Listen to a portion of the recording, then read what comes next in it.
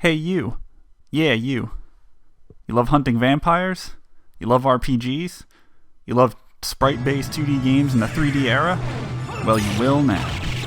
Castlevania is a series that really needs no introduction, but it's gonna get one anyway.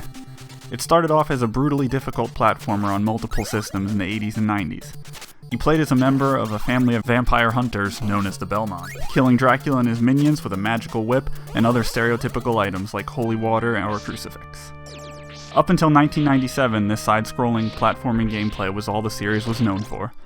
Konami, and many fans, thought the series was getting stale, so they decided to take it in an experimental new direction, and thus Castlevania Symphony of the Night was born. It was then that this man emerged. Up-and-coming game developer and cowboy hat aficionado, Koji Igarashi. Little did he know that he would not only change the course of a game franchise, but help bring an entire genre to the forefront of gaming. The intro to the game starts off with a retelling of Richter Belmont's final battle against Dracula in Castlevania Rondo of Blood. However, this is only a teaser, and the game formally begins with us controlling our new protagonist.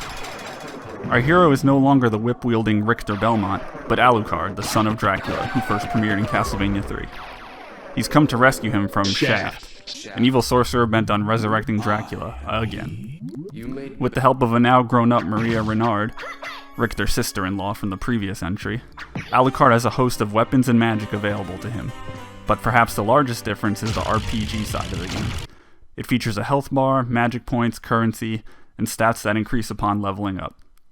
There's even a shop where Alucard can purchase various accessories and armor to equip in addition to weapons that all have different properties that can totally change up the combat. Swords move quickly and strike directly ahead, while axes and great swords are stronger yet slower. You also have this one sword that's basically the equivalent of a turbo controller that essentially breaks the game and makes even Dracula jump.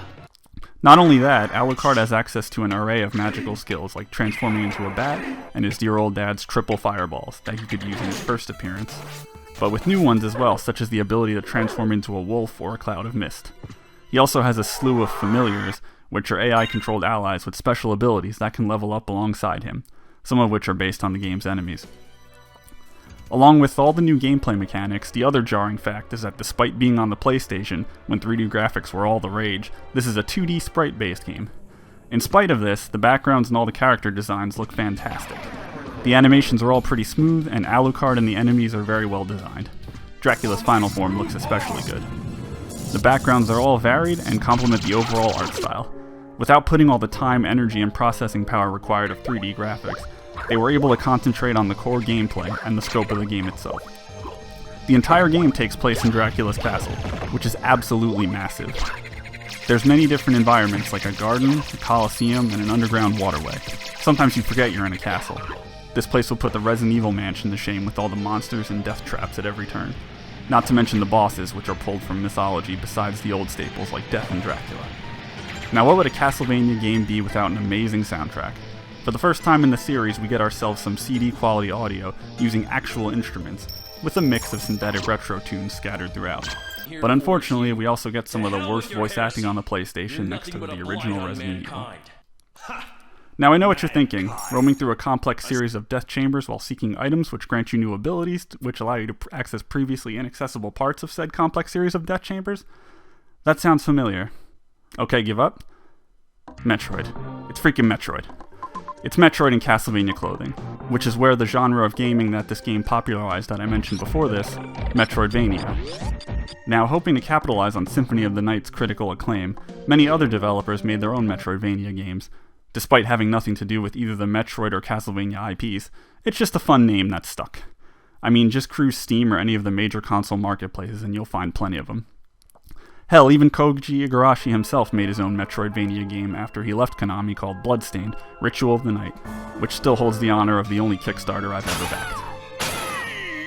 Now, while Metroid did come first, Symphony of the Night just did it better in my opinion, at least to the point that it deserved this position as the co-founder of the term Metroidvania, and the fact that the term exists to this day stands as a testament to that. The traditional RPG elements of Symphony of the Night made it a bit more accessible to people. If they hit a brick wall, they could always grind for some new levels or new gear, as opposed to Metroid, which was unforgiving in that respect. Also, the game provided great replay value in the form of additional playable characters. Upon completion of the game, you were able to play as Richter Belmont for a more traditional Castlevania experience, and Maria Renard in all subsequent releases after the original PlayStation one. They provided their own unique challenge in the form of being unable to use items or equipment, yet they had all the necessary abilities to reach all areas of the castle right out of the gate. Pretty awesome New Game Plus. Upon its initial release, Symphony of the Night received critical acclaim, but was still relegated to cult classic status due to its underwhelming sales. However, as countless spiritual successors began to emerge, gamers' curiosity peaked in this late 90s gem. Since then, it has been re-released across various consoles, as recently as 2020 on smartphones. Symphony of the Night made an indelible mark on the Castlevania series and gaming as a whole, and it's great that it finally gained the commercial success it deserves.